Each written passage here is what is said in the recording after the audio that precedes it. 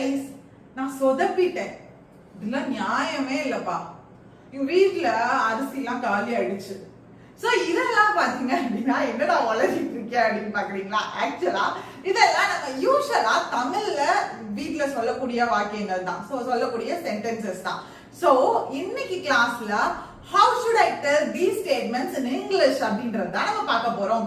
So நம்ம already பாத்தீங்க அப்படின்னா நம்மளுடைய செஷன்ஸ் எல்லாமே ஸ்போக்கன் இங்கிலீஷ் ஓரியன்டா தான் போயிட்டு இருக்கு. கம்ப்ளீட்டா கம்யூனிகேஷன் ரிலேட்டடா உங்களோட கம்யூனிகேஷனை என்ஹான்ஸ் பண்ற மாதிரியான வீடியோஸா தான் நம்ம கொடுத்துட்டு இருக்கோம். சோ இன்னைக்கு அந்த மாதிரி ஒரு வீடியோ தான்.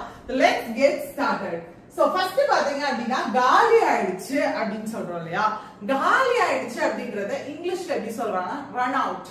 காலி ஆயிடுச்சு. ரன் அவுட்னா நம்மளுக்கு கிரிக்கெட்ல ரன் அவுட் தெரியும், அது வேற ரன் அவுட். சோ இதுல பாத்தீங்க அப்படின்னா காலி ஆயிடுச்சுன்றதுக்கும் ரன் அவுட் அப்படின்னு சொல்லலாம். ஃபார் எக்ஸாம்பிள் பாத்தீங்க அப்படின்னா தி பெட்ரோல் ஹேஸ் ரன் அவுட். என் வண்டியில பெட்ரோல் காலி ஆயிடுச்சுப்பா, என் வண்டியில பெட்ரோல் காலி ஆயிடுச்சு அப்படின்னு சொல்றோம் இல்லையா? சோ அதை இங்கிலீஷ்ல சொல்றப்போ தி பெட்ரோல் ஹேஸ் ரன் அவுட் அப்படின்னு சொல்லலாம். And coming to the next statement. And next statement பாத்தீங்க அப்படின்னா இதெல்லாம் நியாயமே இல்லப்பா அப்படின்னு சொல்றோம்ல, அதை நம்ம இங்கிலீஷ்ல எப்படி சொல்லலாம்னா this is not fair, this is not fair அப்படின்னு சொல்லலாம். சோ ஃபார் எக்ஸாம்பிள் பாத்தீங்க அப்படின்னா the partiality is not fair. நீங்க partiality பாக்குறீங்க, ஒரு நியாயம் இல்ல. அதாவது பாத்தீங்கன்னா ஒரு ரெண்டு பேர் இருக்காங்க அப்படின்னா ரெண்டு பேருக்கும் வந்து ஈக்குவலா சம உரிமை கொடுக்கணும். இப்ப நான் ஒரு டீச்சரா இருக்கேன்னா ரெண்டு பேரும் ஒரே மாதிரி பேப்பர்ல எழுதிருக்காங்கன்னா நான் ஒரே மாதிரி மார்க் கொடுக்கணும். அதை விட்டுட்டு வந்து எனக்கு பிடிச்சவன்றதுக்காக எனக்கு அதிக மார்க் கொடுக்குறா, அதான் பார்ஷியாலிட்டி. சோ அதுதான் பார்ஷியாலிட்டின்றது நியாயம் கிடையாது அப்படின்றாங்க. Okay, so this is not fair அப்படின்னா நியாயமே இல்லைன்றதுக்கு யூஸ் பண்ணக்கூடிய வார்த்தை.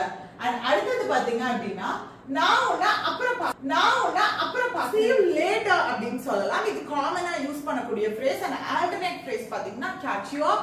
சோ நான் வந்து உன்னை பாத்துக்கிறேன், நீ எங்க இருக்கியோ அங்க வந்து நான் உன்னை பாத்துக்கிறேன், அப்புறம் வந்து நான் உன்னை பாக்குறேன் அப்படின்றதுக்கு I'll catch you up அப்படின்னு சொல்லலாம். ஃபார் எக்ஸாம்பிள் பாத்தீங்க அப்படின்னா I'll catch you up. நீ போ, நான் வந்து உன்னை பாக்குறேன் அப்படின்றதுக்கு you can move, I'll catch you up. நீ போலாம், நான் வந்து உன்னை பாக்குறேன் அப்படின்றதுக்கு I'll catch you up அப்படின்ற phrase யூஸ் பண்ணலாம். And coming to the next phrase, நான் சொதப்பிட்டேன் பா, சரியாவே பண்ணல, நான் கன்றாவியா பண்ணிருக்கேன் எக்ஸாம்ல, சொதப்பிட்டேன் அப்படின்னு சொல்றோம் இல்லையா?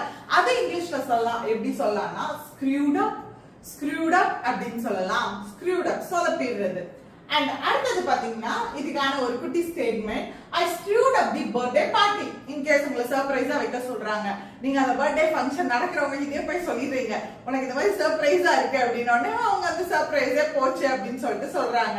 அப்போ ஐயோ தெரியாம சொல்லிட்டோமே, I screwed up the birthday party அப்படின்னு சொல்லலாம். நான் பர்த்டே பார்ட்டியவே கம்ப்ளீட்டா நான் தான் சொதப்பிட்டேன் அப்படின்றது.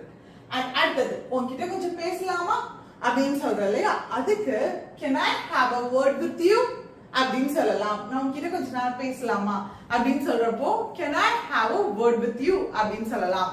சோ இன்னைக்கு என்னென்ன phrases நம்ம பார்த்திருக்கோம்னா, ஃபர்ஸ்ட் வந்து run out அப்படின்னு பார்த்தோம். run out அப்படின்னா காலி ஆயிடுறது அப்படின்னு அர்த்தம் சொல்லி பார்த்தோம்.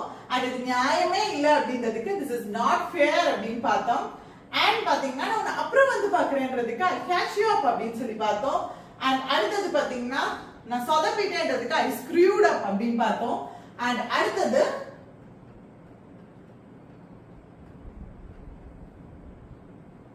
உங்ககிட்ட கொஞ்ச நேரம் பேசலாமா அப்படின்னு சொல்லி கேக்குறதுக்கு can I have a word with you அப்படின்னு பார்த்தோம்.